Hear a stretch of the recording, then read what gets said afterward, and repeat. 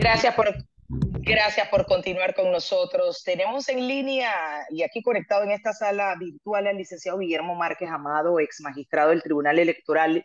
Licenciado, buena tarde. Gracias por permitirnos conversar con usted y conocer sus reacciones con relación a este comunicado que emite el Tribunal Electoral por supuestos ataques que se vienen promoviendo en contra de la institución por parte de algunos sectores. ¿Qué opinión le merece? Muy buenas tardes, un cordial saludo. Mire, el Tribunal Electoral le ha faltado ser más enérgico y más categórico en cuanto a garantizar la libertad, honradez y eficacia del sufragio popular.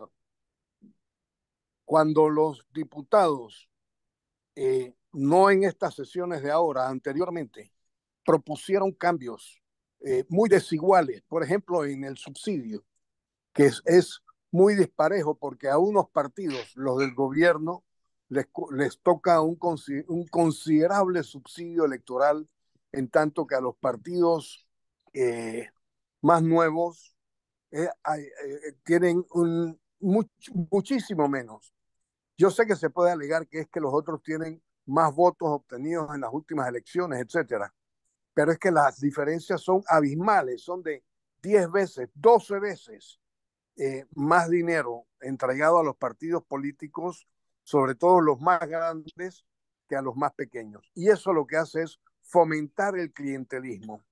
Es una acusación que viene siendo reiterada, respecto a la cual los magistrados del Tribunal Electoral deberían haber puesto más atención en este momento. Y esas prácticas continúan, porque además la Asamblea está aprobando, y hay organismos del Estado que también están participando en ello, de que se asignen recursos extraordinarios a instituciones del Estado, como la propia Asamblea, como la Autoridad Nacional de Descentralización, a los gobiernos locales, como ya mencioné, al IFARU, en un momento en que se reconocen becas que son distribuidas en buena medida gracias a las recomendaciones de los diputados, y esas cosas le hacen muchísimo daño al sistema democrático. Por eso creo que el Tribunal Electoral ha estado un poco tarde en reaccionar, y lo malo es que ha reaccionado en el sentido de que no me digan cosas a mí, pero es que el Tribunal Electoral debe decirle cosas a quienes sí caen en ese tipo de prácticas, y no hemos visto que lo haga con la suficiente energía, con el suficiente acento como para que eh, no se siga Pero, pero, incurriendo en esas sí, faltas. pero licenciado, las reacciones fueron por las posturas que ellos tomaron porque no estaban de acuerdo con la modificación del código electoral. Pues obviamente por esa situación, según ellos, han recibido ataques y están rechazando esos ataques. Sin embargo, han dicho, bueno, pues nos tocará, pues si ya la ley fue sancionada, la ley 403, que hace esa modificación a un artículo en particular, nos tocará cumplir la ley.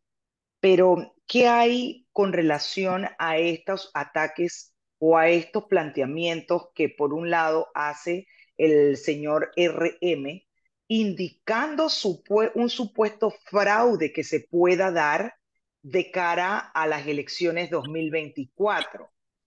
O sea, hizo señalamientos muy serios con relación a un posible fraude electoral.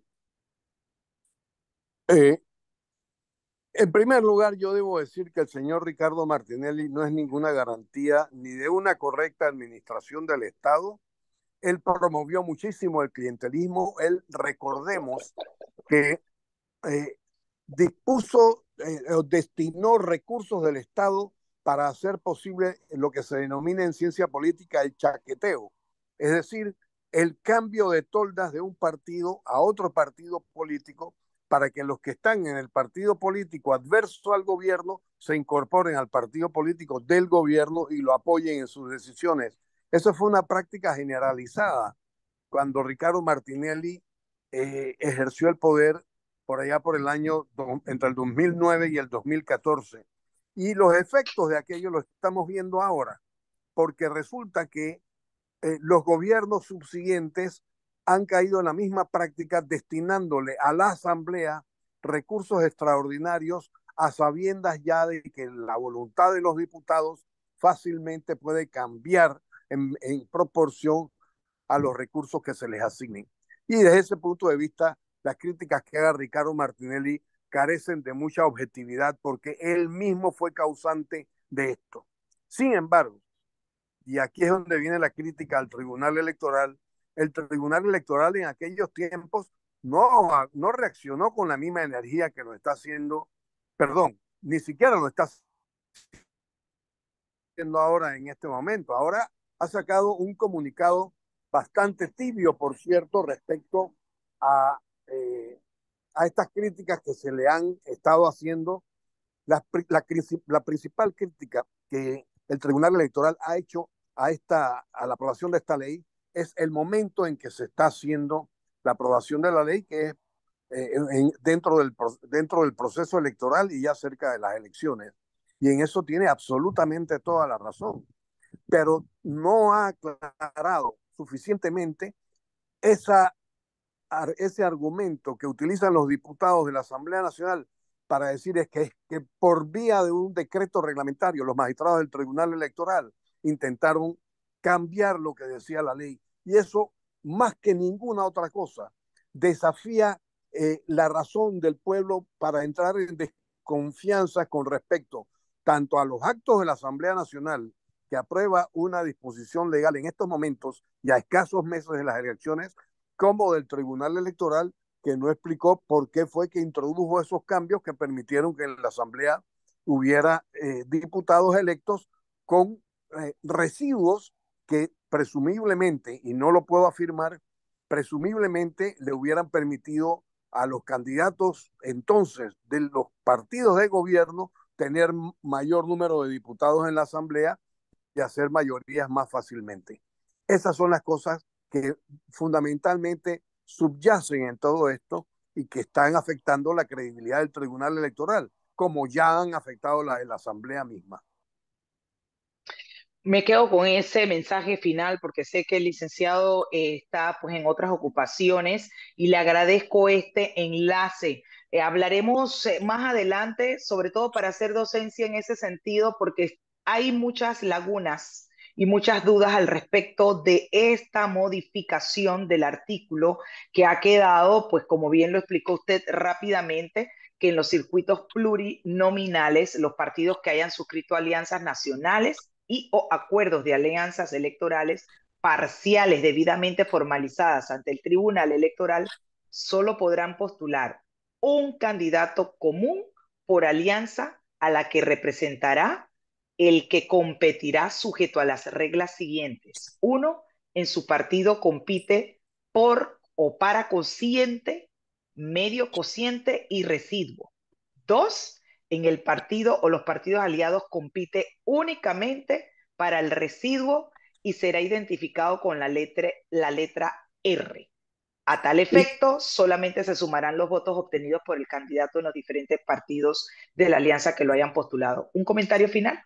sí, permítame decirle que yo adversé el texto que inicialmente se propuso en la Asamblea para que fueran dos los posibles candidatos por residuo.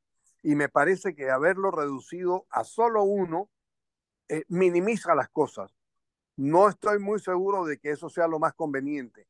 Lo que sí es que en ningún momento debe cambiarse la disposición ni el ordenamiento legal electoral tan cerca de las elecciones. Quiero agradecerle una vez más, doctor Márquez, por acompañarnos. Que tenga una linda tarde. Un abrazo a la Igualmente, distancia. que la pase muy bien. Bien, son las 3:59 minutos.